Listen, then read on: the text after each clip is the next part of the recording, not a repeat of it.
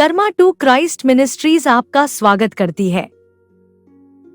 आइए हम परमेश्वर के वचन पर चर्चा करें। आज का वार्तालाप का शीर्षक है अपने मुंह पर लगाम लगाओ। आज के बाइबल छंद है भजन संहिता अध्याय 139 पद 23 और 24। हे परमेश्वर, मुझे जांच कर जान ले, मुझे परख कर मेरे विचार जान ले और देख कि मुझ में कोई बुरी चाल तो नहीं है और अनंत के मार्ग पर मेरी अगुवाई कर। लूका अध्याय 6 पद 45। अच्छा मनुष्य अपने मन के अच्छे भंडार से अच्छाई निकालता है और बुरा मनुष्य बुरे भंडार से बुराई निकालता है, क्योंकि मुंह मन की भरी हुई बातें बोलता है। मत्ती अध्याय 15 पद 11। जो मुंह में जाता है वह मनुष्य को अशुद्ध नहीं बनाता, जो मुंह से निकलता है वही मनुष्य को अशुद्ध बनाता है। आप किसी के बारे में सिर्फ उसकी बातों, उसके मजाक या उसकी शिकायतों से ही बहुत कुछ बता सकते हैं। उसकी बातचीत का विषय आपको बताएगा कि उसे किस बात का जुनून है और यहाँ तक कि वह क्या छिपा रहा है। वह व्यक्ति जो लगातार गंदे मजाक करता है या यौन टिप्पणियां करता है, वह शायद पोर्नोग्राफी का आदी है। जो व्यक्ति हमेशा सरकार और समाज के बारे में शिकायत करता रहता है, वह शायद टीवी और गॉसिप टॉक शो पर बहुत ज्यादा बकवास देख रहा है।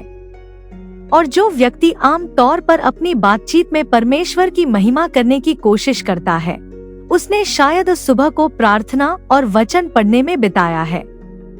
अब ऐसे लोग भी हैं जो पूरे दिन अपने परमेश्वर का जिक्र करते हैं और फिर आपको व्यापार में धोखा देते हैं, अपने करों में झूठ बोलते हैं और आपकी पीठ पीछे आपका मजाक उड़ाते हैं। ये शायद सबसे ज्यादा धोखेबाज और खतरनाक किरदार हैं, क्योंकि जब आप उनसे आहत होते हैं तो यह उनके मुंह से निकलने वाली बात का खंडन करता है। आप अपने बारे में हर किसी से झूठ बोल सकते हैं कि आप वास्तव में कौन हैं, लेकिन आप परमेश्वर से झूठ नहीं बोल सकते, क्योंकि वह आपके दिल के इरादों को तौलता है और आपकी सबसे गहरी और सबसे गहरी इच्छाओं को जानता है। यीशु आपके अंदर तक देख सकता है और फिर भी कहता है, मैं तुमसे प्यार करता हूँ। और इस प्यार की वजह से अगर हम मसीह के सामने समर्पण करना चुनते हैं तो हम क्षमा किए जाने और बहाल किए जाने की उम्मीद कर सकते हैं। हमें खुद के साथ ईमानदार होने, अपने दिलों की जांच करने और यह देखने की जरूरत है कि ऐसी कौन सी चीजें हैं जो हमें उसके साथ इस अंतरंग संबंध को जारी रखने से रोक सकती हैं। बॉब गास कहते हैं, आपका चरित्र आपके कार्यों से नहीं बल्कि आपकी प्रतिक्रियाओं से प्रकट होता है। क्रियाएं पहले से ही हो सकती हैं, लेकिन प्रतिक्रियाएं स्वतः स्फूर्त होती हैं। वे आपको एक झलक देती हैं कि आपके दिल में क्या है, ताकि आप उससे निपट सकें। ईश्वर के बच्चे, आपको उसी तूफान की जरूरत है जिससे आप भागने की कोशिश कर रहे हैं। जैसे सुअर का मांस और अन्य खाद्य पदार्थ जिन्हें यहूदियों और भारत में अछूतों के लिए अशुद्ध माना जाता है, जिन्हें भी अशुद्ध माना जाता है और जो अपने पिछले पापों के कारण पीड़ित होने के योग्य हैं, मुसलमान कुत्तों को अशुद्ध मानते हैं। मेरे पास 3 कुत्ते हैं, इसलिए जब कोई मुसलमान मुझे सड़क पर चलते हुए देखता है तो वह मुझसे बचने की कोशिश करता है। मैंने मैथ्यू 15 की आयत का इस्तेमाल कई बार उन्हें यह एहसास दिलाने के लिए किया है कि वे अपने मुंह से जो कुछ भी कहते हैं उसके कारण ईश्वर की नजर में कुत्तों से भी ज्यादा अशुद्ध हैं। आपकी कही गई हर बात के लिए लोग आपकी तारीफ कर सकते हैं, लेकिन आपका सही मूल्यांकन बंद दरवाजों के पीछे होता है, क्योंकि वहां मसीह देख रहा होता है और आपके पश्चाताप की प्रतीक्षा कर रहा होता है। आइए प्रार्थना करते हैं।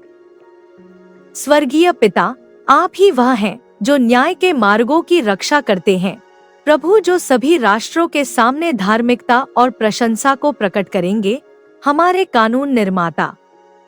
धन्यवाद पिता, कि आपसे कुछ भी छिपा नहीं रह सकता है और आप हमारे दिलों के इरादों को अच्छी तरह से जानते हैं। धन्यवाद कि आज हमारे पास पश्चाताप करने और आपके मार्गों के अनुसार चलना शुरू करने का अवसर है।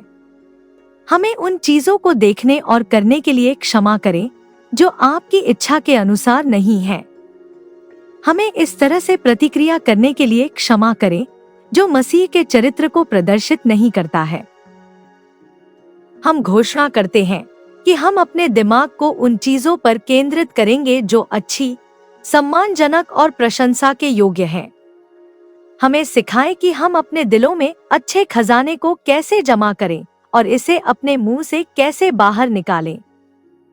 हमारे दिलों की जांच करें और हमें वे चीजें दिखाएं जो हमें जीवन में आगे बढ़ने से रोक रही हैं। हम यीशु के शक्तिशाली नाम में मांगते हैं, आमीन।